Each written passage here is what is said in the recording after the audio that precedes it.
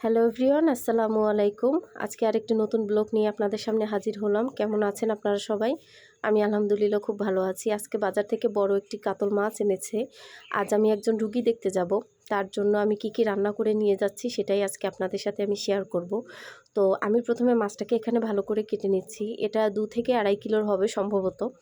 আমার অত ভালো আইডিয়া নেই মাছের ওজনটা সম্পর্কে। তো মাছটাকে কুটতে গিয়ে আজকে আমার অনেক কষ্ট হয়েছে।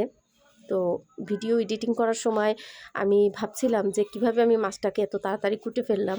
যেহেতু আমি এডিটিংয়ের জন্য আপনারা দেখছেন হয়তো যে খুব তাড়াতাড়ি কুটে ফেলতেছি, কিন্তু আমার অনেক কষ্ট হয়েছে মাছটা কুটতে। এত বড় মাছ আমার সামলাতে খুব কষ্ট হয়েছে। বাজার থেকে প্রায় সময় মাছ কেটেই আনা হয়। আমার হাজব্যান্ড কেটেই আনে যাতে আমার কষ্ট না হয়, কিন্তু আজকে আমি বললাম যে মাছটাকে এভাবে আস্ত করেই নিয়ে আসতে, আমি আমার পছন্দ মতো পিস করে নিব। তো এই যে এখানে দেখেন কতগুলো পিস হয়ে যাচ্ছে। আমি মাছটাকে সুন্দরভাবে কেটে নিজের পছন্দ মতো পিস করে তারপর এখানে আমি রেখে দিচ্ছি। তো আজ আমি 4টা আইটেম রান্না করব, সেটাই আপনাদের সাথে আমি শেয়ার করব। তো দেখতে থাকুন কি কি রান্না করি। আশা করি আপনাদের কাছে ব্লগটি ভালো লাগবে। দেখতে দেখতে আমার ছোটো মেয়ে বড় মেয়ে সবাই আমার মাছ কাটা দেখতে চলে আসছে। সবাই দেখছে আমি কিভাবে মাছটাকে কাটছি।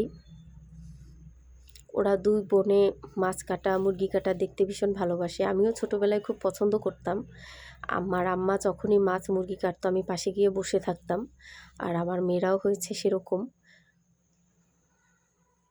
এখন আমি কাটি, ওরা আমার পাশে এসে বসে থাকে, দেখে যে আমি কিভাবে কি কাটাকুটি করছি।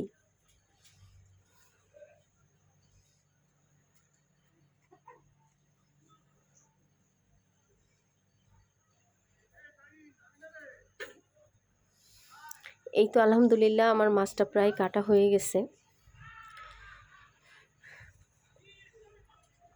ফাইনালি পুরো মাছটা সুন্দর মতো কুটে নিলাম। অনেকগুলো মাছ হয়েছে। এবার আমি এই মাছগুলোকে ভালো করে ধুয়ে যা রান্না করার সেগুলো আজকে নিয়ে নেব, বাকিটা আমি ফ্রিজে তুলে রাখবো। আজকে রান্না করছি শুটকি মাছ দিয়ে বেগুন দিয়ে আর কি শুটকি মাছ, দেশি মুরগির মাংস এবং মুরগির হাড্ডিগুটি দিয়ে লাউ রান্না করব, আর হচ্ছে এই কাতল মাছ। তো আমি এখানে প্রথমে মুরগিটা বসিয়ে দিলাম। পরিমাণ মতো গরম মশলা দিয়ে তেলে এবং একটু জিরা ফোড়ন দিয়েছি।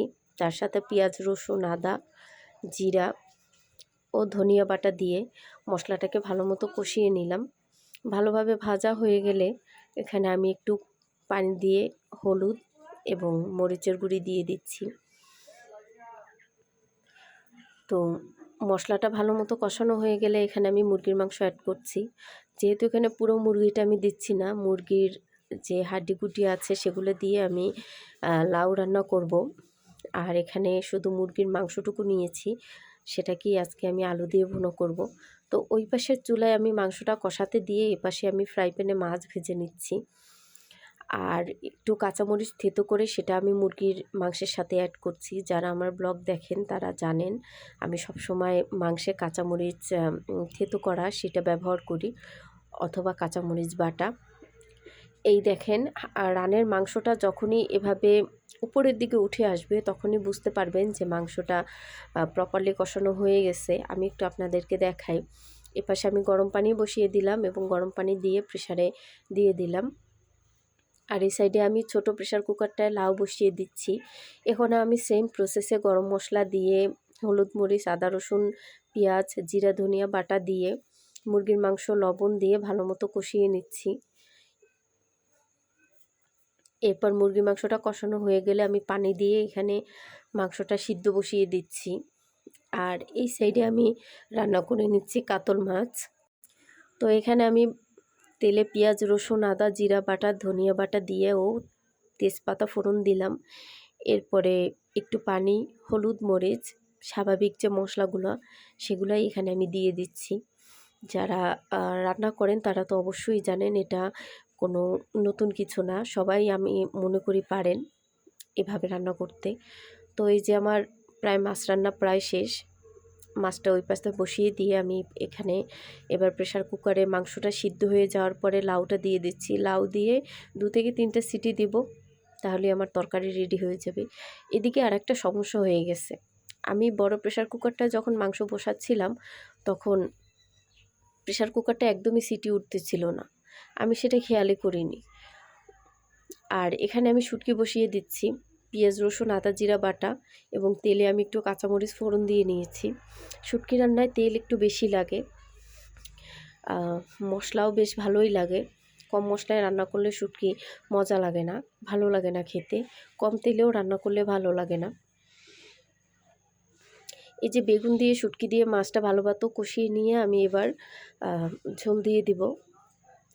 তো এই তো আমার লাউ রান্না হয়ে গেছে, যে দেখেন কয়েকটা কাঁচামরিচ দিলাম এবং শেষে আমি একটু গরম মশলার গুঁড়ি দেব। এখন আমি এই মাংসটাকে এই প্রেশার কুকারে ট্রান্সফার করে তার সাথে কিছু নতুন আলু দিয়ে বসিয়ে দিলাম। এই দেখেন আমার লাউ রান্না হয়ে গেছে, মুরগির মাংস, কাতল মাছ এবং শুটকি ভুনা। যদি আমার ব্লগটা ভালো লাগে অবশ্যই লাইক কমেন্ট একটি শেয়ার করে দিবেন। আল্লাহ।